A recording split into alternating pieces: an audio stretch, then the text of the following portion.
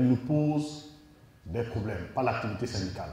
La manière dont elle a été gérée, de façon sectorielle, de façon saucissonnée, la manière dont la gestion de ce conflit social n'a pas considéré une perspective globale ni une perspective durable pose déjà problème dans notre pays, à savoir que quand on regarde les paramètres critiques de nos finances publiques, on sait voir qu'il y a probablement un dérapage qui est en train de s'installer.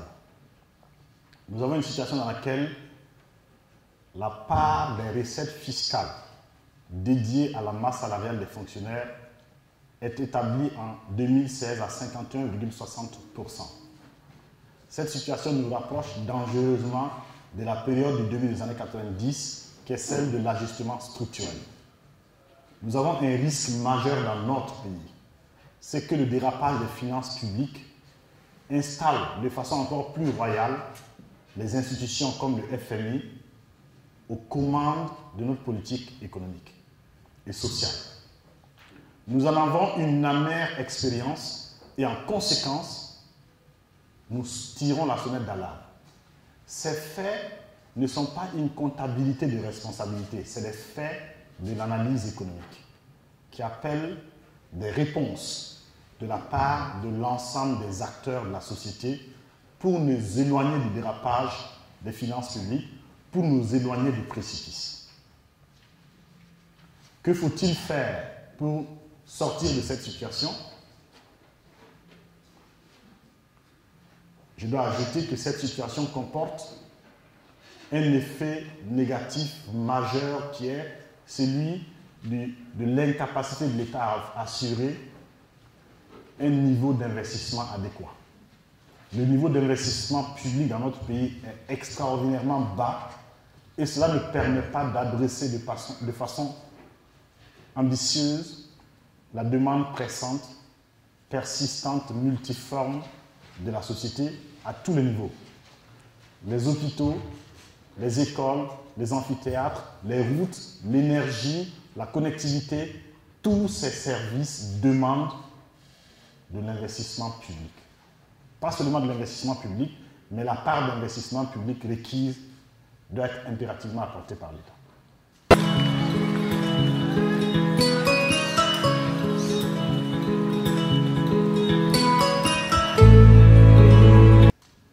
Les recommandations de l'Institut Free Afrique sont organisées à 3 niveaux. Le premier niveau, c'est du côté de la dépense publique. Du côté de la dépense publique, le premier chantier, de notre point de vue, est de refonder la philosophie de la dépense publique. La dépense publique doit être refondée sur des critères d'évaluation différentes et des critères qu'on considère de façon rigoureuse, des critères économiques, un critère social, un critère écologique, un critère démocratique.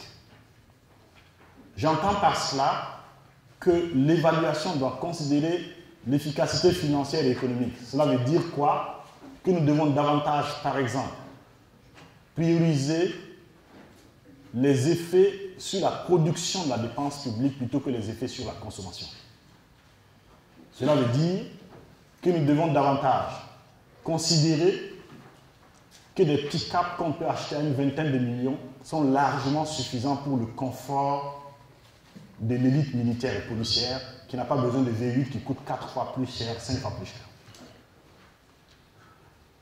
Le critère d'efficacité sociale, de l'équité écologique appelle qu'on fasse plutôt des services de transport collectif urbain que de tenter de baisser le prix du carburant pour distribuer du pouvoir d'achat.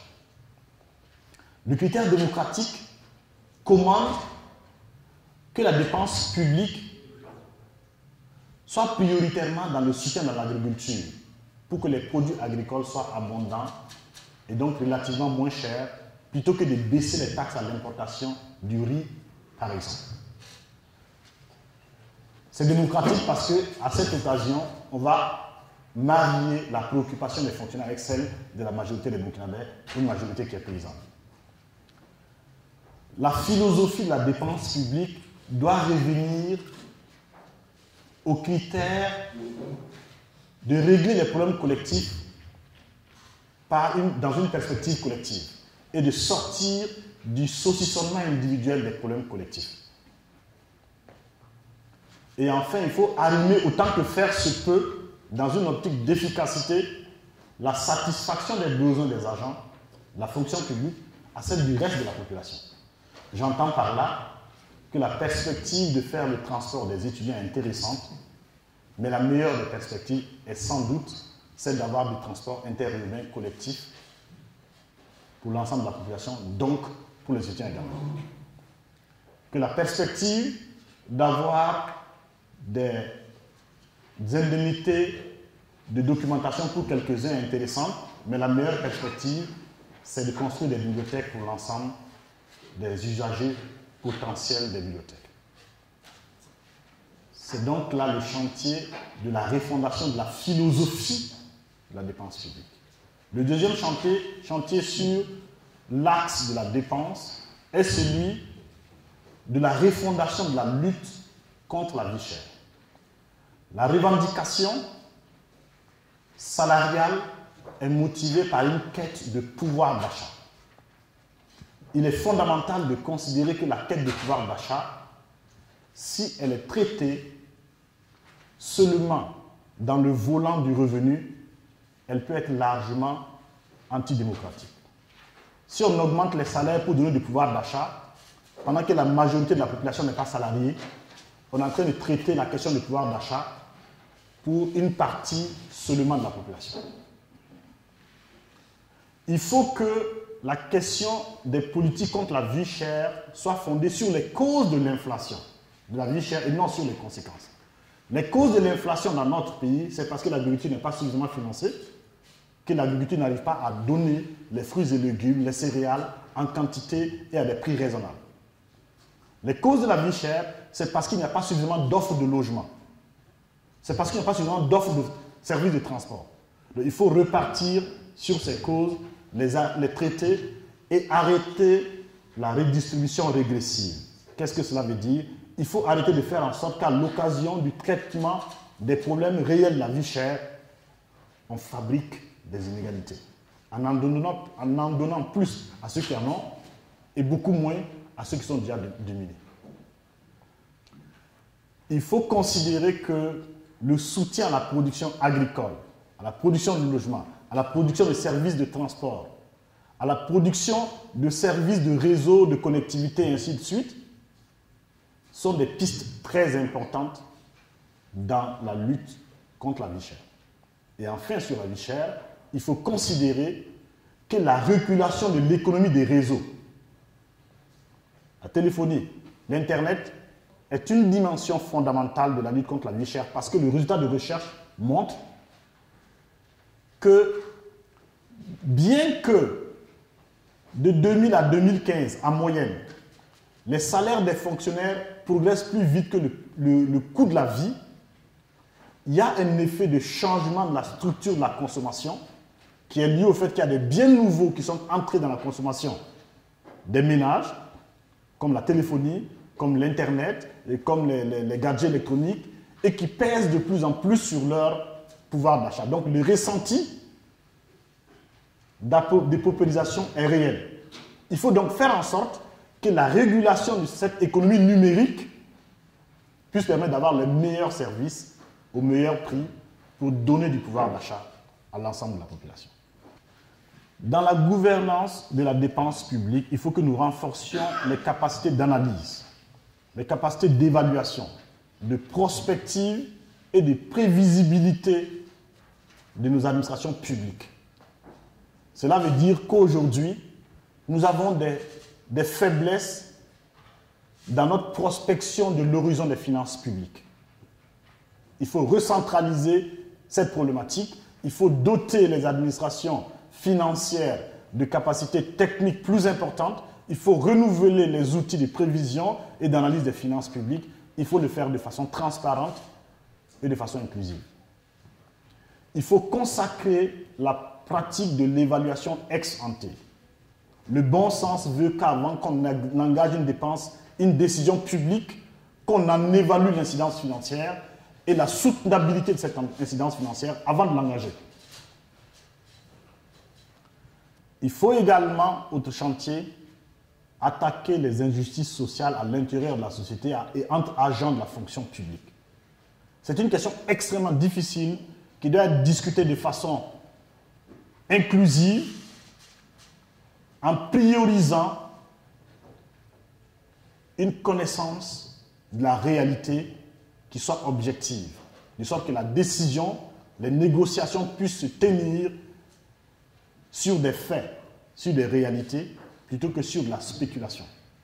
Il faut produire des études systématiques sur les inégalités à l'intérieur de la fonction publique parce que nous ne les connaissons pas suffisamment. Nous en avons une connaissance anecdotique, on n'a pas une connaissance systématique. Et il faut, dans un débat national, définir la vision qu'on veut assigner à notre fonction publique. Il faut construire un plan stratégique de lutte contre les inégalités à l'intérieur de la fonction publique. Ça va prendre, la mise en œuvre va s'étaler à moyen et long terme. Il faut le faire avec ambition, avec sérieux, avec crédibilité. Sur le front des négociations salariales, des négociations engagées entre les autorités gouvernementales, les syndicats, les partenaires sociaux, on dit, en gros, pour aller vite, il faut fonder les négociations sur des données et des paramètres objectifs et fiables. Il faut garder la perspective du moyen et long terme. Mesure fondamentale, nous ne croyons pas à la perspective de raboter les salaires ou de revenir sur les acquis. Nous croyons à la perspective d'un débat global qui commence à régler les injustices, qui donne à ceux qui doivent en avoir encore, mais qui fasse cette chose fondamentale, qui indexe les avancées, les acquis sur la productivité. Oui au fonds commun, mais aussi oui à l'accroissement des recettes fiscales parce qu'on a du fonds commun. Il faut faire en sorte que la structure des incitations à l'emploi soit saine dans notre pays, à l'occasion du traitement des inégalités entre agents. Que si vous voulez, si votre compétence est d'être professeur de mathématiques, que vous soyez professeur de mathématiques et que vous ne soyez pas douanier pour des simples raisons pécuniaires. Si votre compétence est d'être infirmier, que vous le soyez et pas autre chose. Si votre compétence est d'être douanier, que vous ne le soyez pas autre chose, lié au fait qu'il y aurait des emplois de la fonction publique qui sont des emplois clochardisés et d'autres emplois qui ouvriraient à des rentes, y compris des rentes indues. Il faut ouvrir toujours, dans l'axe de la dépense, un chantier majeur sur la réduction du train de vie de l'État. Il y a des choses symboliques à faire. La haute administration, à l'exception de quelques rares cas que je ne connais pas, n'a pas besoin de véhicules qui coûtent 90 millions. Nous sommes dans une situation paradoxale dans notre pays où les hauts fonctionnaires de l'État roulent dans des carrosses plus luxueux que les plus riches du pays. L'enjeu est double. Il s'agit bien entendu d'économiser de l'argent pour remettre à l'investissement public indispensable. C'est évident pour tout le monde. Mais il s'agit surtout, et surtout, de renforcer le crédit des gouvernements, des gouvernants et de la gouvernance. En ce qui concerne les recettes, il faut engager, et c'est un chantier majeur, une lutte patriotique contre la fraude. Toutes les formes de fraude. Nos estimations établissent que la fraude constitue sans doute le moyen par lequel nous avons le plus de déperdition des finances publiques dans tous les secteurs. Et pour lutter contre la fraude, la question du cadastre fiscal, à tout le moins d'un fichier fiscal, est indispensable. Sur les 30 dernières années, nous avons fait des progrès dans notre processus démocratique. Et nous avons dépensé beaucoup d'argent, et légitimement, pour produire des fichiers électoraux, les apurer, les actualiser. Mais sur les 30 dernières années, nous n'avons rien fait pour produire des fichiers fiscaux. Donc nous avons une démocratie procédurale qui est avancée et la démocratie fiscale qui est essentielle. Parce qu'au fond, la fiscalité est au cœur de l'action de l'État pour créer de l'égalité, de l'équité dans la société. Ça coûte cher, mais ça ne coûte guère que quelques milliards. Nous allons juger la volonté politique à l'aune des actions concrètes qui vont être faites dans la mise en œuvre de fichiers pour avoir une fiscalité qui identifie les biens immobiliers, les biens fonciers, mais plus loin, qui permettent de faire en sorte que ces grands pans de transactions économiques qui sont soustraits de la déclaration reviennent dans la transparence. Le chantier de la lutte contre la fraude est un chantier prioritaire.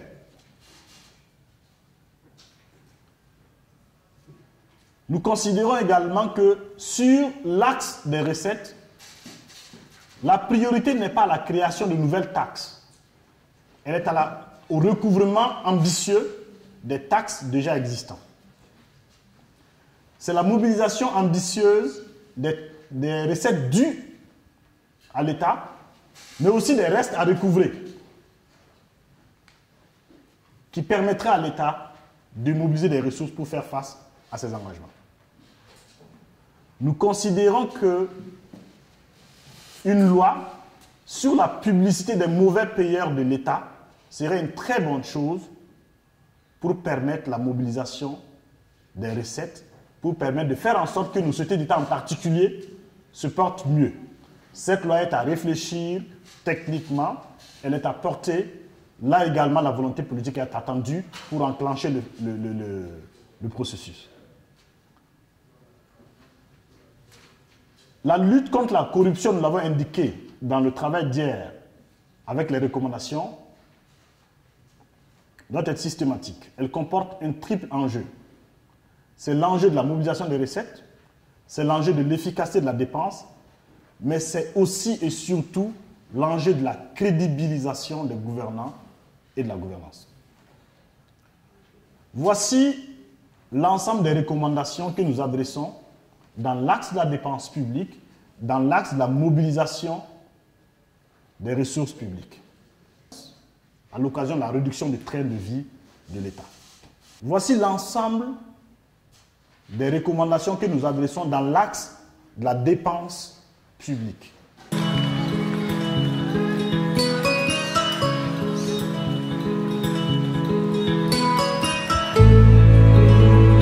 En ce qui concerne les recettes,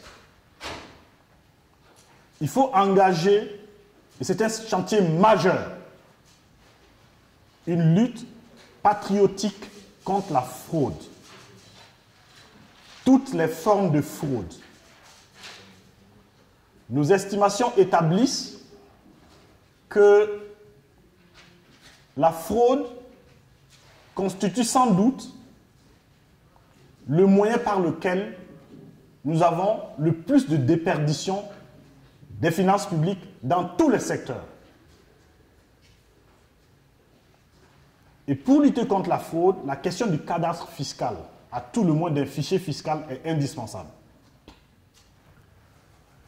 Sur les 30 dernières années, nous avons fait des progrès dans notre processus démocratique. Et nous avons dépensé beaucoup d'argent, et légitimement, pour produire des fichiers électoraux, les apurer, les actualiser. Mais sur les 30 dernières années, nous n'avons rien fait pour produire des fichiers fiscaux. Donc nous avons une démocratie procédurale qui est avancée et la démocratie fiscale qui est essentielle. Parce qu'au fond, la fiscalité est au cœur de l'action de l'État pour créer de l'égalité, de l'équité dans la société. Ça coûte cher, mais ça ne coûte guère que quelques milliards.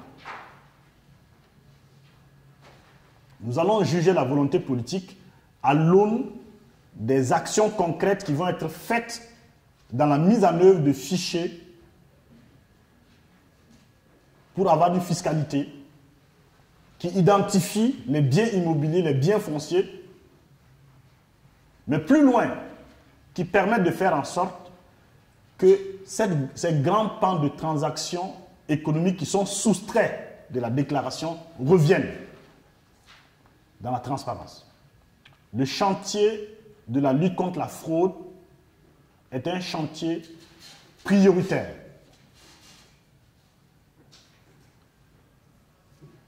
Nous considérons également que sur l'axe des recettes, la priorité n'est pas la création de nouvelles taxes. Elle est au recouvrement ambitieux des taxes déjà existantes. C'est la mobilisation ambitieuse des recettes dues à l'État, mais aussi des restes à recouvrer, qui permettra à l'État de mobiliser des ressources pour faire face à ces engagements. Nous considérons que une loi sur la publicité des mauvais payeurs de l'État serait une très bonne chose pour permettre la mobilisation des recettes, pour permettre de faire en sorte que nos sociétés d'État en particulier se portent mieux. Cette loi est à réfléchir techniquement, elle est à porter. Là également, la volonté politique est attendue pour enclencher le processus. La lutte contre la corruption, nous l'avons indiqué dans le travail d'hier avec les recommandations, doit être systématique. Elle comporte un triple enjeu. C'est l'enjeu de la mobilisation des recettes, c'est l'enjeu de l'efficacité de la dépense, mais c'est aussi et surtout l'enjeu de la crédibilisation des gouvernants et de la gouvernance. Voici l'ensemble des recommandations que nous adressons dans l'axe de la dépense publique, dans l'axe de la mobilisation des ressources publiques.